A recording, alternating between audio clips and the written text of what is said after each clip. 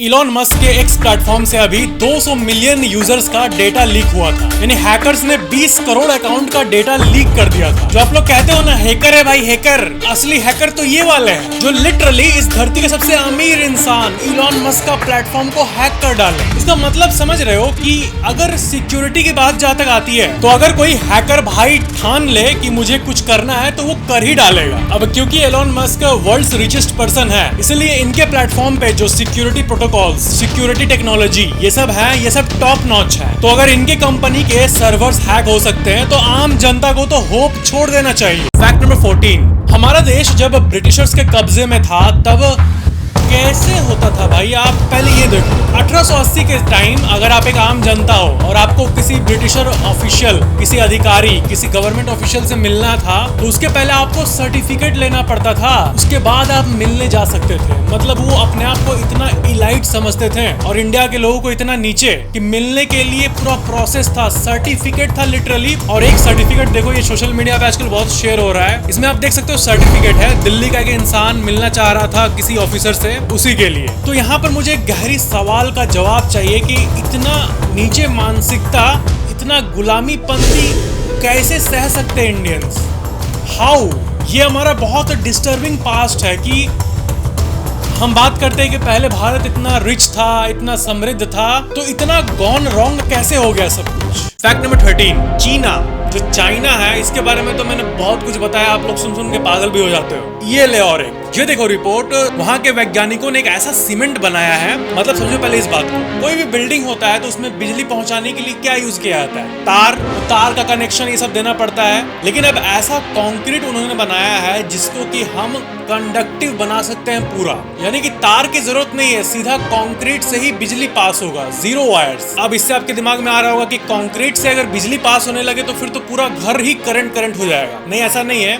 कहां से पास कराना है बिजली, कंक्रीट के ही थ्रू वो लोग वहां मार्क कर सकते हैं और वो टेक्नोलॉजी को किसी जगह पे कॉम्प्रेस कर सकते हैं। मतलब वही कि तार और का झंझट अब शायद खत्म हो जाए दुनिया से अगर ये चीज फैल गई तो। अभी तो एक्सपेरिमेंटल फेज में है लेकिन बहुत बड़ी चीज साबित हो सकती है ये। सोचो बिल्डिंग में एक भी तार नहीं है, बस दीवार से ही ऐसे फैन जो है वो दीवार में ऐसे घुसा हुआ है और डायरेक्ट सीमेंट से ही उसको बिजली का पावर मिल रहा है। दैट्स गजब। फैक्ट नंबर 12, बहुत लोग ऐसा कहते हैं कि इंडिया में कोई भी टेक इनोवेशन नहीं है, लेकिन हमें अब कुछ प्रोग्रेस दिख रहा है इस मामले में। क्या क्या प्रोग्रेस? बेंगलुरु में एक कंपनी है, इंडियन कंपनी OPAI, इसने देखो ये इन्वेंट किया है एक क्वांटम सुपर कंप्यूटर, और ये देश का पहला क्वांटम सुपर कंप्यूटर है। कंप्यूटर के 3 लेवल्स को तो आप जानते ही होंगे, नॉर्मल कंप्यूटर, सुपर कंप्यूटर और क्वांटम सुपर कंप्यूटर, सबसे टॉप वाला, सबका बाप। अब बहुत लोग पूछेंगे कि इसका काम क्या है, तो देखो जितने भी कॉम्प्लेक्स सुपर वर्क्स है जो कि पब्लिक के हित में होता है, जैसे कि वेदर, मौसम का वार्निंग पहले से ही पब्लिक को देना ताकि वो सतर्क हो जाए, ये सब मामलों में जो सुपर कंप्यूटर है मिडिल रैंक वाला, वो भी घंटों ले लेता है ये काम करने में। लेकिन ये जो क्वांटम कंप्यूटर है ये कुछ मिनट्स में ही इक्वेशंस को सॉल्व करके वेदर को प्रेडिक्ट कर देता है। क्या है ना, ज्यादातर लोग जब भी ऐसा न्यूज देखते हैं ना कि इंडिया में सुपर कंप्यूटर बना, तो लोगों के मन में यही आता है कि होगा क्या इससे, इतना पैसा लगाया, 10-20 करोड़ लगाया होगा, इसका फायदा क्या है जनता को? तो फायदा यही सब है भाई, आखिर में जनता को ही फायदा होता है। ये दुनिया जो चल रही है इसमें बहुत सारे कंप्यूटर्स काम कर रहे हैं तभी ये टिक पाई है। चाहे बैंकिंग सिस्टम से लेके वेदर सिस्टम को ले लो या सब कुछ को ले लो, सब में कंप्यूटर का हाथ है। तो अगर जगह जगह पर फास्टर क्वांटम कंप्यूटर्स लग पाए तो इंडिया का पूरा जो सिस्टम है कंप्यूटर का वो बहुत ही ज्यादा फास्ट हो जाएगा। जितने भी साइंस एंथुसियास्ट लोग हैं वो देख के चौंक गए, इंडिया का क्वांटम सुपर कंप्यूटर। सब्सक्राइब करने के बाद ये बेल आइकन पे क्लिक करके ये ऑल वाले बटन को हमेशा ऑन रखना ताकि अगली वाली वीडियो को सबसे पहले मिल जाए। फैक्ट नंबर 11, कई लोग इंटरनेट पे ऐसा बोलते हैं कि इंटरनेट पे आप जो चाहे वो ले सकते हो। जो चाहे वो मतलब जो चाहे वो, जो आपके दिमाग में वो ले सकते हो। तो ये बात काइंड ऑफ सच हो गई, क्योंकि ये देखो फ्लोरिडा की एक वुमेन अरेस्ट हुई इसीलिए क्योंकि वो ह्यूमन बॉडी को इंटरनेट पे सेल किया करती थी। जैसे मान लो किसी ने हॉरर मूवी देखा है या फिर इंटरनेट पे ब्लैक मैजिक का प्रक्रिया देखा है, अब उसके लिए उसको चाहिए एक हड्डी, स्कल, या फिर किसी का रीढ़ का हड्डी का टुकड़ा, तो उसको ये सेल किया करती थी ओपनली। और अमेजिंग बात ये है कि 4 साल से ये करते आई थी, वेबसाइट लाइव था, वो मैं दिखा नहीं सकता आपको, वेबसाइट लाइव था और मस्त चल रहा था एक बिजनेस की तरह। ये एक सरासर इलीगल है भाई। और प्राइस सुनोगे, खोपड़ी का 7,000 रुपए, रीढ़ के हड्डी का 2 लाख रुपए, और इसका टर्नओवर यानी पूरे 1 साल में जो सेल होता है वो करोड़ों में था, मिलियंस ऑफ डॉलर्स। भाई हर चीज का मार्केट है यार हमारे दुनिया में। क्या बताऊं। फैक्ट नंबर 10, वैज्ञानिक अभी डायर वुल्फ्स यानी 10,000 साल पुराने वुल्फ को वापस लाने में कामयाब रहे हैं। क्या था ना कि अभी तक जो भी सुनता था जीन एडिटिंग, तो सुनने में तो बड़ा फैंसी लगता है कि हम किसी इंसान या किसी ऑर्गेनिज्म का जीन को एडिट कर सकते हैं या फिर जेनेटिक मटेरियल से जीव को वापस ला सकते हैं। ये सब बस फिल्मों में ही था। अभी तक लोगों का फोकस कभी उतना गया ही नहीं था। CRISPR, जीन एडिटिंग टेक्नोलॉजी और क्या क्या ब्ला ब्ला ब्ला। लेकिन जब ये हुआ, जो मैंने कहा था ना, दुनिया की सबसे महंगी आवाज,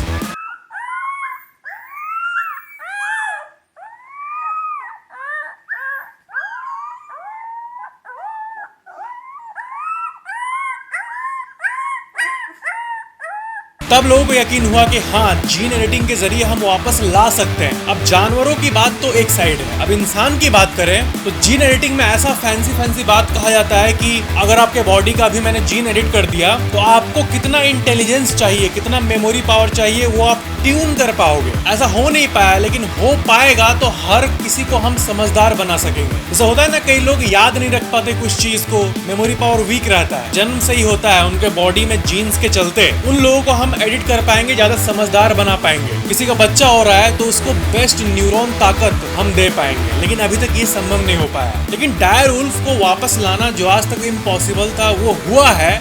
ये चीज हुआ है, यही बहुत बड़ी बात है। फैक्ट नंबर 9, अभी मैंने एक फैक्ट बताया था कि बिल गेट्स, जो कि डॉली चाय वाला के फेवरेट हैं और जो कि बहुत अमीर है, 10 लाख करोड़ की संपत्ति जिनके पास, मैंने बताया था कि उनके बच्चों को वो कुछ भी नहीं दे रहे हैं, बस पूरे संपत्ति का 1% दे दे रहे हैं। 1% में तुम लोग तीनों काम चलाओ। यानी कि अगर ये कांड वो नहीं करते, नेचुरली उनके संपत्ति उनको बच्चों को मिलता, तो 3 बच्चे हैं, तीनों को 3-3 लाख करोड़ रुपए मिलता। लेकिन अब कितना मिल रहा है? 3,000 करोड़। तो मैंने अपने शॉर्ट्स में बोला था कि बस 3,000 करोड़। इनके 3 बच्चे हैं, लड़की जेनिफर, दूसरी फियोब, तीसरा लड़का रोरी। उस 1% संपत्ति में इन तीनों को काम चलाना पड़ेगा। सबको मिलना चाहिए था 3-3 लाख करोड़, पर मिलेगा बस 3,000 करोड़। बिल गेट्स चाहते हैं कि इनके बच्चों के दिमाग पे कोई सवाल ना उठाए। तो बहुत गजब कमेंट आए थे भाई कि बस आपका जुबान नहीं कांपा, बस लगाते हुए ओनली 3,000 करोड़, पर मिलेगा बस 3,000 करोड़। भाई मेरा जुबान कांपा कि बस कैसे, लेकिन मेरा मतलब था कंपैरिजन। अब आप सोचो, किसी बच्चे का बाप बहुत अमीर है, उसको मिलना चाहिए 3 लाख करोड़ रुपए, उसका बाप जिंदगी भर में कमाया, क्यों नहीं मिलना चाहिए? अब 3 लाख करोड़ का बस 1% मिले 3,000 करोड़, तो ये तो उसके हक का कम है ना। मतलब मैं यही कहना चाह रहा था, इसलिए मैं ओनली लगाया कंपैरिजन के लिए। फैक्ट नंबर 8, यूएस के सैन डिएगो में एक जू सफारी पार्क है। उसमें आप ये वीडियो रिकॉर्डिंग देखो। क्या था कि जैसे अर्थक्वेक आने वाला था, उसके 1-2 मिनट पहले ही ये एलिफेंट आपस में सर्कल बना लिए। और इससे आपको ये सीखने मिलता है कि हम इंसान भले ही नहीं फील कर पाए भूकंप, जब तक आए ना तब तक, आने के बाद तो हर कोई हाँ हो जाता है। लेकिन स्नेक्स, अगर सांप अचानक से बहुत सारे निकलने लगे तो वो भूकंप का संकेत होता है, कुछ मिनट नहीं कुछ घंटे पहले भी। और वैसे ही हाथी एक दूसरा संकेत होता है। और जिनके घरों में कुत्ते हैं, आप नोटिस कर सकते हो कि अर्थक्वेक अगर आने वाला हो, उसके पहले उनका बिहेवियर नॉर्मल से अजीब हो जाएगा। तो हाँ, जानवर इस मामले में काम के होते हैं। और एक डीप बात कि जब ग्रहण लगता है सूरज का या चांद का, तब धरती के एटमॉस्फेयर में बहुत कुछ अचानक से बदल जाता है, क्योंकि लाइट अचानक से एबनॉर्मल टाइम पे कम हो जाता है। तो कहने का मतलब ये है कि पूरा एनवायरनमेंट डगमगा जाता है। तो इक्लिप्स यानी ग्रहण के समय भी ये जो जानवर है, ये बहुत अजीब तरह से बिहेव करने लगते हैं। ये जो अभी मैंने सैन डिएगो को बताया, ये 5 मैग्नीट्यूड का अर्थक्वेक था। और सबसे इंटरेस्टिंग बात ये है कि ये जो सर्कल बनाए ये लोग एलिफेंट,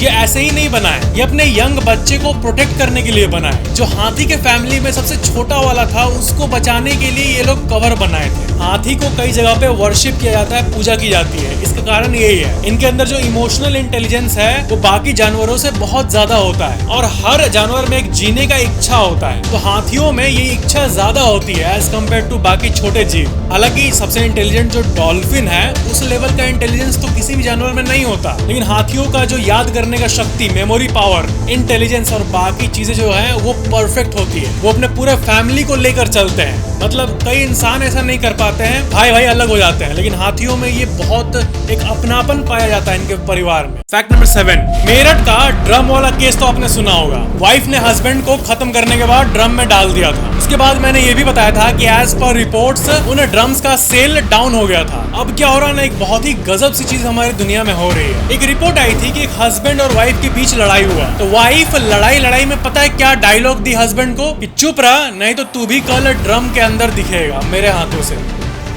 मतलब ये क्या कर रही हो आप आंटीज? देश भर की आंटी अपने हस्बैंड को धमकी दे रही है। और ये मामला अब इतना बढ़ गया है कि अगर कोई रोड पे देख रहा है कि ट्रक ऐसे नीले ड्रम को ले जा रहा है तो ऐसे मीम बन रहे कि पूरा मर्द समाज डरा हुआ है। भाई क्या हो रहा है यार। फैक्ट नंबर 6, 14 अप्रैल को BR अम्बेडकर डे पड़ता है, आपको पता ही होगा। तो क्या है कि अब अमेरिका के न्यूयॉर्क में भी ये डे डिक्लेयर हो चुका है। न्यूयॉर्क में भी अम्बेडकर जी का जयंती हर साल 14 अप्रैल को मनाया जाएगा। फैक्ट नंबर 5, आपने नोटिस किया होगा कि अभी के समय पे हर जगह आंधी तूफान बहुत आ रहा है। चाइना में तो ऐसा आंधी आ रहा है कि वहाँ की गवर्नमेंट वार्निंग दे रही है कि देखो 50 किलो से कम लोग घर के बाहर ही मत निकलो। 50 किलो से कम आपका वेट है तो आप इराक में भी अभी एक सैंडस्टॉर्म आया था जिसमें आप यकीन नहीं करोगे, सिर्फ आंधी के चलते 4000 लोग हॉस्पिटलाइज हो गए। ये देखो रिपोर्ट्स। वहाँ पर जस्ट 2 दिन पहले अभी सैंडस्टॉर्म आया था और लगभग 3700 लोग एक दिन के अंदर हॉस्पिटलाइज हो गए। फैक्ट नंबर 4, मैं IPL के सिर्फ इंपॉर्टेंट मैचेस देखता हूँ जो इंटरेस्टिंग वाले होते हैं, जैसे कि